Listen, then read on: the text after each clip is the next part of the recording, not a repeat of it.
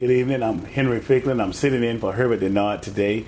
Herbert is out of town right now, but we have a wonderful show lined up for you.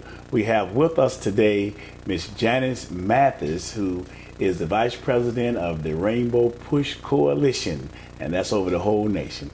How you doing, Janice? I'm doing just fine. It's nice to see you. Good to be in Macon always. Yes, indeed. We're glad to have you here. And tell us something that's coming up. I think you got a big conference coming up in Atlanta. We do. Every year we do something we call Creating Opportunity. This is actually our 14th year putting on this conference. It's a 2-day event. It has some of everything for everybody. If you're interested in business growth and development, we've got that. If you're looking for college scholarships, we have those. You're looking for jobs, we have a jobs fair. If you're looking for information about Affordable Care Act, if you want to meet some of our elected officials and business leaders, those are all some of the elements of the conference. Well, it sounds like a wonderful conference. I think I was there one year. Reverend Jesse Jackson comes down, the president comes down, and he's always at that conference. He's always at that conference. We expect him to come in, and he'll keynote our ministers' luncheon, which is one of the features that everybody seems to love. We're honoring some wonderful pastors this year, including the first female CME bishop. Oh, that sounds will be there. And, that's a little unusual. But we're honoring some other. Williams Holmes Robinson is one of the pastors that we're recognizing, several of them. We're recognizing the first 5 African-American football players at the University of Georgia. Now, that sounds like something that's unusual. How long ago was that? It wasn't that long ago. It was 1971. Oh, you would think they would have been there before then. Well, Charlene Hunter Galt and Hamilton Holmes first went to the University of Georgia in 1961. So it took 10 additional years to get the first football players. And good thing you say that, because right here in Macon was the Judge Boodle. That's who right. Did the order so that's that they can correct. Get into the school. Okay, That's exactly so we got a lot right. of good connections. A lot of history. And a lot of reason for people to come. And this is actually a luncheon for young people.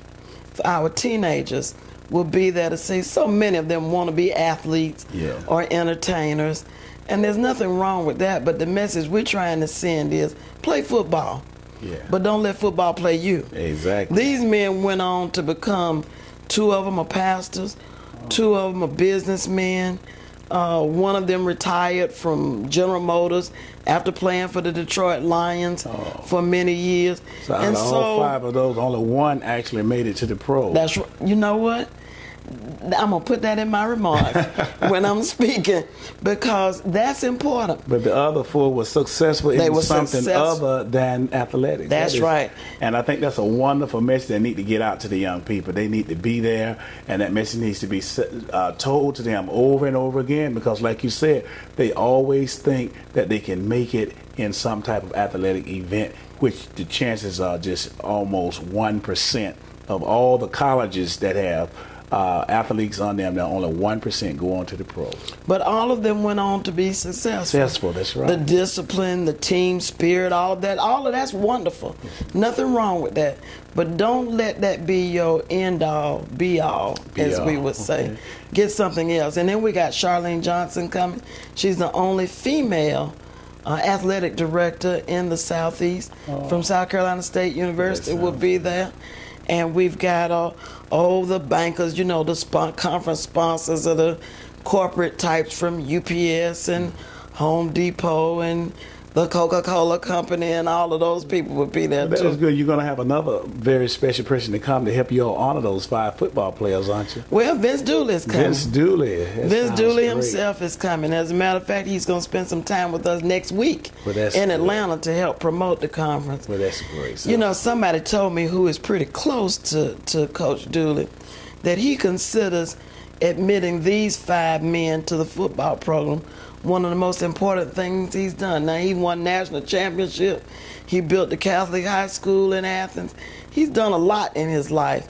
But when he looks back over his life, to see the things that are lasting and meant something to not only the team and him, but meant something to the whole world. Something that's still being celebrated 30-something years later. Isn't that wonderful? Then you look at what you did for humanity, and what did you do to promote fairness and diversity and inclusion and equal protection under the law? That's right. Those are the things that end up being important. important. Never thought of Vince Dooley in that like a civil rights movement or what have you, but in his own quiet way, I think that he has looked back and reflected that he was just much a part of it as anybody else by making those kind of decisions. And I think that's just wonderful that he's going to come back to help honor those young men. Well, thank you. We thought it was good to have him come back too. I think it's just a wonderful idea. Sounds like it's going to be a wonderful conference.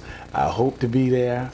I hope you will come. Yeah, I hope to come and be a part of it. I would like to see that and see those young men get honored. Of course, they're about my age now because, you know, yes. You said 71. Mm-hmm. So that's our era, yes, isn't it? It is. But and it's things wonderful. have changed so much. I was at my college last weekend celebrating 50 years of integration. Mm-hmm. I went to a little school up the road, we call up Tobacco Road, called Duke. Yeah. And they were celebrating because they integrated in 1963. Oh. So see, the other thing we want the young people to see is this history. You think this was ancient history way back in the past. That's right. But it really hasn't been that long ago. Yeah. And Mercer University, we just had a celebration over there for 50 years when they admitted the first blacks over there. And Sam Oney, who lives in Atlanta, came back to be a part of that celebration. I know that name. Yes, and you know, 63 was some kind of year, wasn't it? It must have been, because I was just a small kid. Well, I was a small kid in 63 you probably too. was smaller. But you know what I remember about 63? I remember the March on Washington. And you know, the thing about you said about you involving young people, we can remember those kinds of things because they were a part of our life. They were something that we were interested in. And our parents, they just held us to the fire and said, these are things that are important to you. But when we look at young people today, they don't even know what's going on in the world. For instance, you all just had a big push about the government shutdown. Tell us something about that. I think that... Well, we did a demonstration in Atlanta at the Centers for Disease Control. And I thought about, when I was planning the demonstration, where should I have it? You know, when you're doing a demonstration, it's always important. Where is it going to be? And I said, well, you know, where can we go that Republicans respect, Democrats respect, everybody respects the work of the Centers for Disease Control? Yeah. Because if there's a salmonella outbreak, if there's a TB outbreak, if there's HIV, everybody wants to fight infectious disease, which is what they do. And so how can we in good conscience send those people home? And it turned out to get a lot of press coverage, but more importantly than that, you started hearing people in the news talk about the CDC. Now, they're not going to say that Rainbow Push took us to the CDC, and I don't expect that. And in fact, I've heard a news report, I think it might have been MSNBC was saying something about CDC, because the importance of that particular agency to all of our health. To everybody. And for them to shut that down, and for you all to highlight, you know, what this government shutdown has done to us, and the potential of the danger of having the government shut down is just... you know what bothers me the most about it? A couple of weeks ago, the #1 story in the news was about Iran and Syria. Can you imagine what the Iranians and the Syrians are thinking about us now, that we can't even govern ourselves? Who are we to be intimidated by? Who are we to be telling the rest of the world about human rights and about the rule of law and about one person, one vote, when we can't even get our own? It's embarrassing. It's very embarrassing. And frankly, my congressman, who says now that he's running for Senate, is Paul Brown. And every time I hear him on television, I am embarrassed to say that he represents me, because I don't think, with those very extreme views, you know, the first Republican, I don't want to get too partisan, but the first Republican president was Abraham Lincoln. And what did he leave us with? Government of the people, by the people, for the people, shall not perish from this earth. And you're going to shut down the government, and you call yourself in the legacy of Abraham Lincoln? No.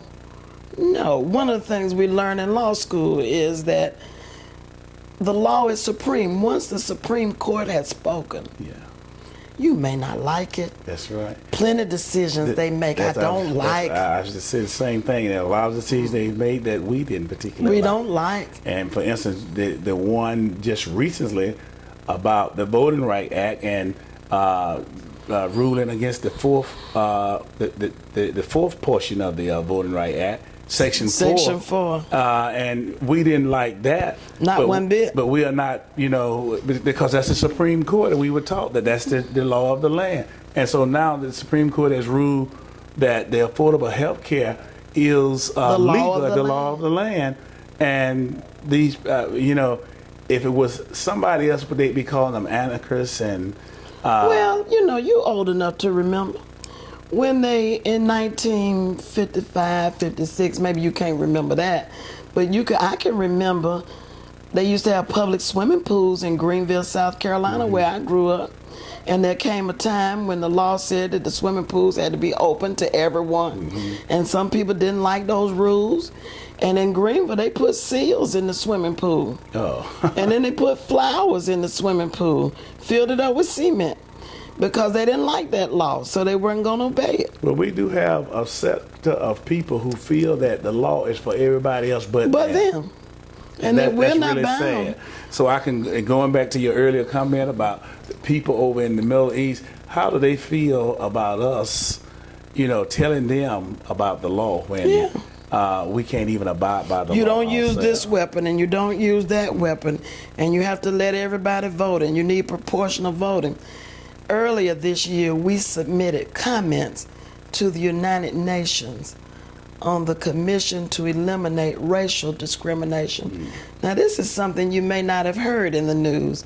The United States State Department issued an 80-page report to the United Nations explaining what the United States was doing to end racism, because the United Nations for years has been trying to get the United States to do something about racial profiling, and do something about inequities in the justice system, and do something about inequities in education. I didn't see one story in the mainstream media. Well, you're not going to see stories like that. And, that reminds me... That's why you have to come to the Rainbow Conference. That's right. That reminds me of the same thing with the story down in Valdosta, Georgia, where the young man, and also Trayvon Martin, we would not know about Trayvon Martin's case if it were not for the black press, because the mainstream media didn't do anything about it. And being Crump, and being Crump, yes. And those are that's how we got that information. That's how we got it. So I'm so happy to hear you say that the United Nations have been trying over the years to get this, and the press just does not. It's not important. It's not important. And when you talk to the young producers who are in the newsrooms, black or white, they don't know this history. It doesn't seem relevant to them, and that's why it's important that we gather together. Let me just say this one thing before we have to go off the air. We're also bringing together the legislative Black Caucus chairs from Tennessee, Georgia, Alabama, Louisiana, North and South Carolina to talk about what? To talk about voter suppression, to talk about Affordable Care Act implementation, and those issues that are important to people everywhere. But we often don't hear so much about it. That is such wonderful information. I'm going to have to ask Herbert to get you back down here so you can talk some more. And, of course, I want you to look in that camera and tell the audience exactly when, what, and where the conference is going to be. Join us in Atlanta for the 14th Annual Creating Opportunity Conference. If you'd like more information, you can come to www.rainbowpush.org or call 404-525-5663. It's November 1st and 2nd, November 1 and 2. And that's Janice Mathis with the Rainbow Push Coalition. She's the vice president, and she's also a powerful attorney. And we'll be right back with the Herbert Dennard Show. I'm Henry Ficklin, setting in for Herbert Dennard.